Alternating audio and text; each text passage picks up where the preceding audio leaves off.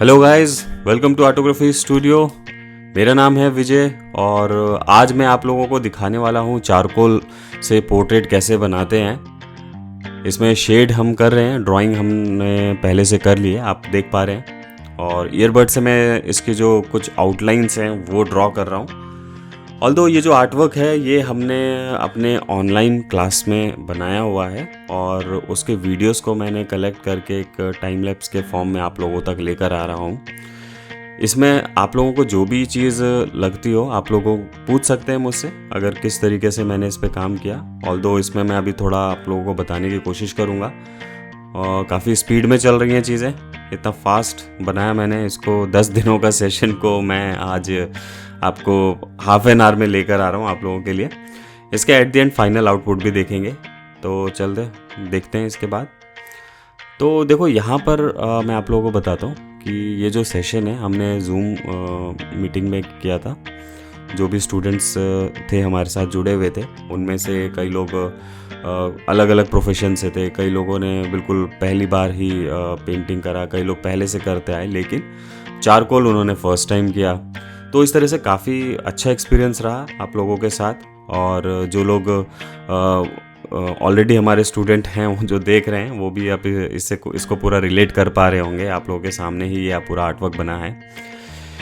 तो आपको मेन मैं चीज़ बताता हूँ। इसमें हम लोगों ने जैसे ड्रॉ किया है और ड्रॉ करने के बाद हम लोगों को देखना होता है कि किस कहाँ पे लाइट एंड शेड है। प्रॉपर तरीके से आप लाइट एंड शेड को स्टडी करो।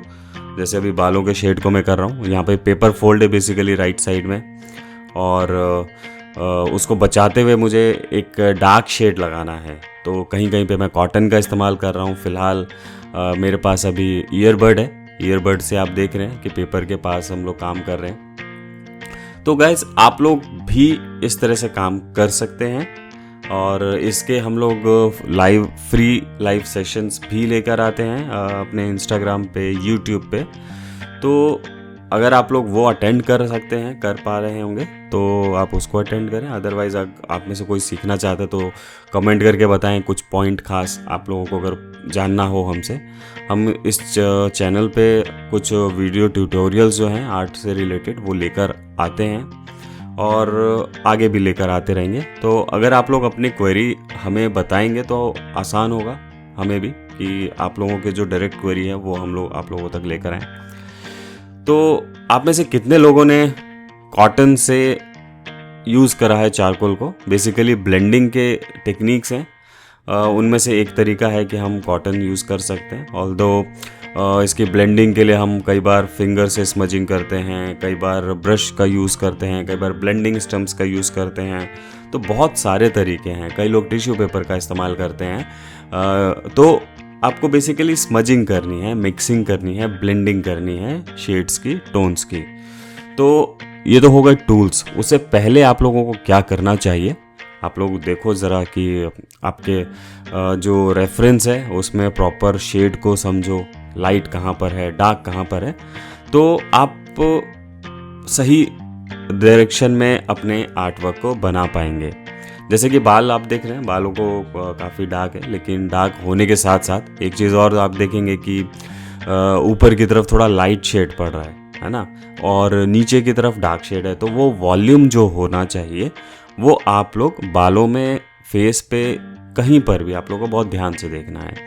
तो ये एक बटर पेपर है। बटर पेपर का इस्तेमाल आप लोगों कई अगर नहीं जानते तो मैं बता दूं कि हम लोग इसको इस्तेमाल करते हैं। अपना हाथ अगर हमें अपने उस पर रखना पड़े पेपर पे तो आपका हाथ गंदा नहीं होगा और आपका आर्टवर्क भी सेफ रहेगा।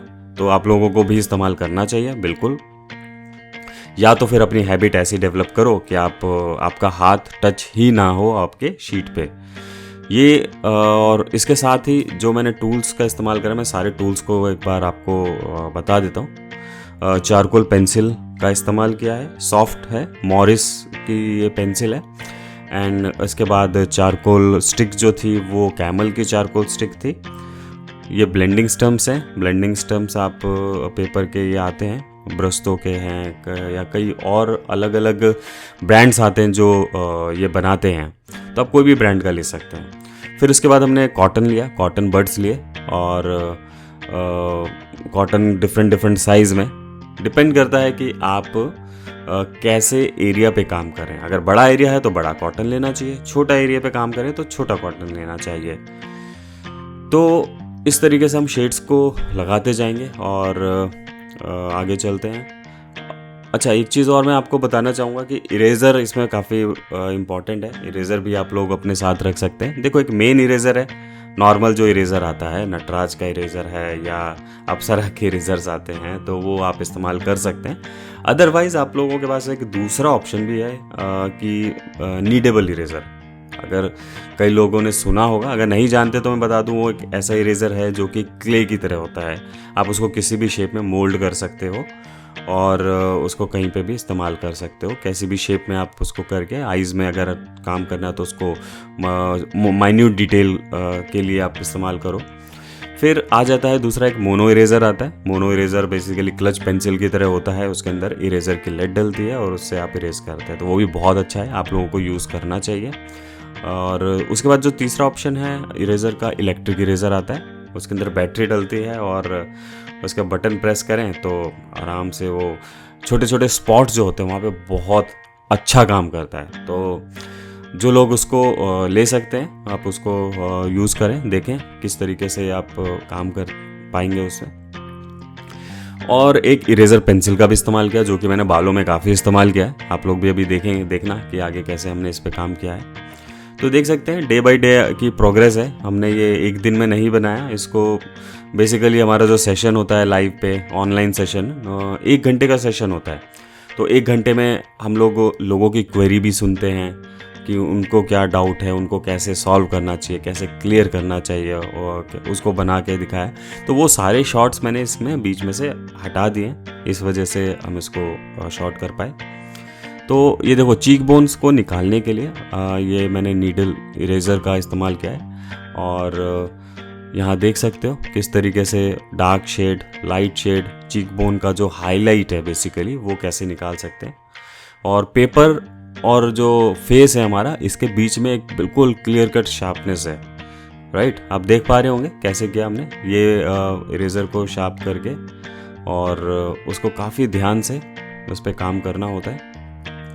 तो आप लोग भी इसको बहुत आसानी से कर सकते हैं, ठीक है। और टेक्सचर है इसमें इस तरीके से इसका है।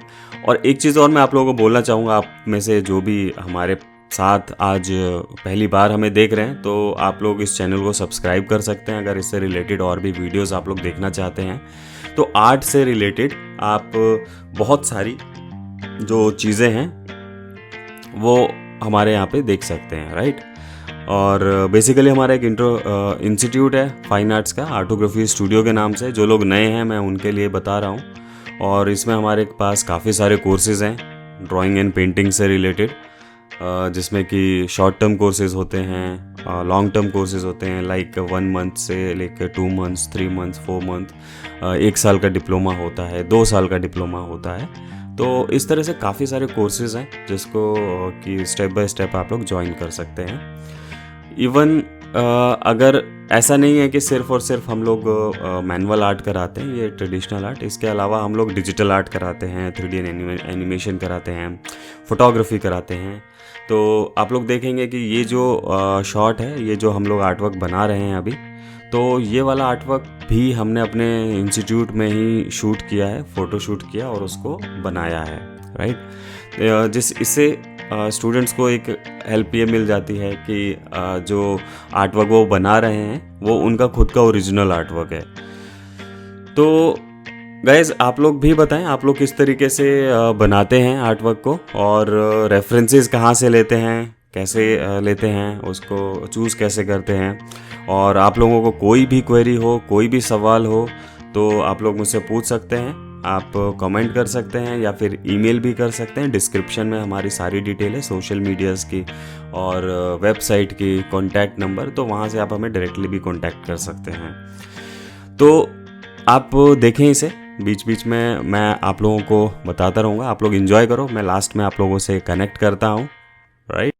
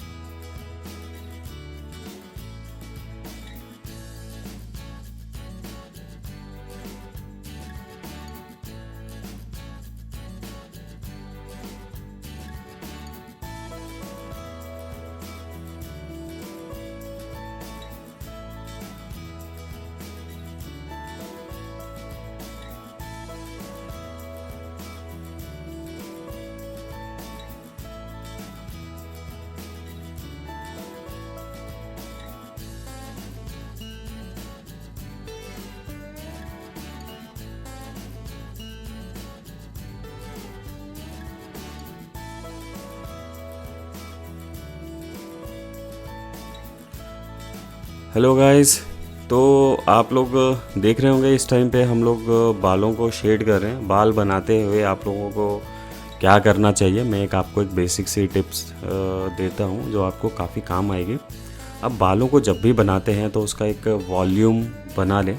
आप बालों को एज अ डिटेल मत देखो। सबसे पहले बालों को ये देखो कि बालों का एक बंच होता है, तो उस बंच पे कहाँ लाइट पड़ रही है, कहाँ उसका डार्क शेड आ रहा है, कहाँ उसकी शेडो है। तो उस वॉल्यूम को पकड़ो। वॉल्यूम कैसे निकलता है, आप हाईलाइट, मिड टोन और डार्क टोन, ये 3 टोन्स होती हैं।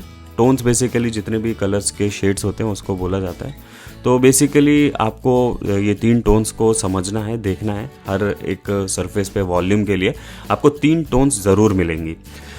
तो बालों में आप उस पूरे बंच को देखो और बंच में जहाँ डार्क है वहाँ डार्क लगाओ, जहाँ मिडिल टोन है वहाँ मिडिल टोन, जहाँ लाइट टोन है वहाँ लाइट टोन, राइट।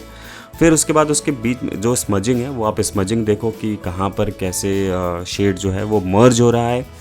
मर्ज होने के साथ आप उसको देख सकते हो, और जब वो शेड पूरा लग जाए, वॉल्यूम पूरा आ जाए, उसके बाद आप लोग शुरू करो अपने बालों को डिटेल करना। डिटेल के लिए आप लोग 2 चीज़ का इस्तेमाल करोगे, एक डार्क और एक लाइट। लाइट आप लोग चारकोल अगर कर रहे हैं तो चारकोल में बेसिकली आप लाइट के लिए इस्तेमाल कर सकते हैं वाइट इरेजर, पेंसिल इरेज़र, ठीक है। और डार्क के लिए बेसिकली नॉर्मल जो चारकोल पेंसिल है सॉफ्ट वाली वो यूज़ करेंगे। तो ये 2 चीज़ों से आप लोग इस पर काफ़ी काम कर सकते हैं। अगर आपके पास इरेज़र पेंसिल नहीं है तो आप लोग नॉर्मल इरेज़र का भी इस्तेमाल कर सकते हैं। बस इरेज़र को बार बार आपको शार्प करना पड़ेगा, क्लियर करना पड़ेगा। अगर वो आप क्लियर करके बनाएंगे तो देखो बालों की जो डिटेल है, एक एक बाल आप बना पाएंगे।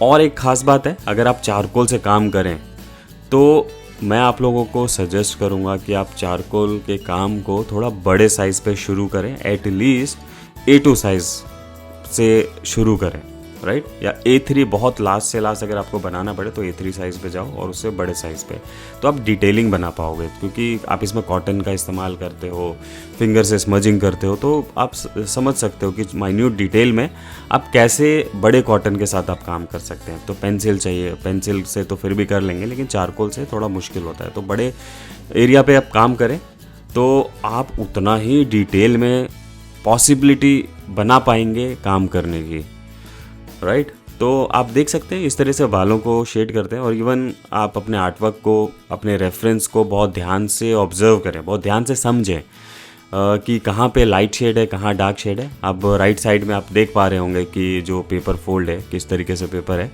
और उसके जो कैसे प्रॉपर फोल्ड्स नज़र आ रहे हैं।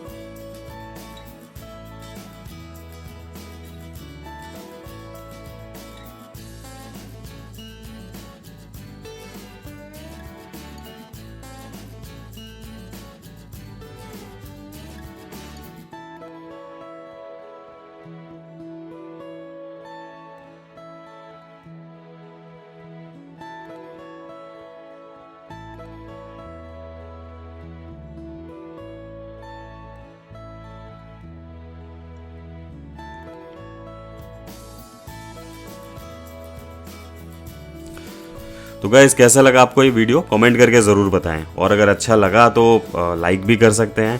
और आप में से जिसने भी सब्सक्राइब नहीं किया हमें अभी तक, तो आप प्लीज़ आप उसको सब्सक्राइब भी करें। और कोई सजेशन हो, कोई फीडबैक हो तो आप हमें ज़रूर दें। किस टॉपिक पे नए वीडियोस आने चाहिए वो भी आप हमसे शेयर कर सकते हैं। हम डेफिनेटली उसकी वीडियो बना के आप लोगों तक लेकर आएंगे। और हमें बहुत अच्छा लगता है आप लोग हमें इतना प्यार देते हैं, और इतने आराम से, इतने पेशेंस से आप लोगों ने पूरा वीडियो देखा, उसके लिए तहे दिल से मैं धन्यवाद करना चाहता हूँ आप सभी का।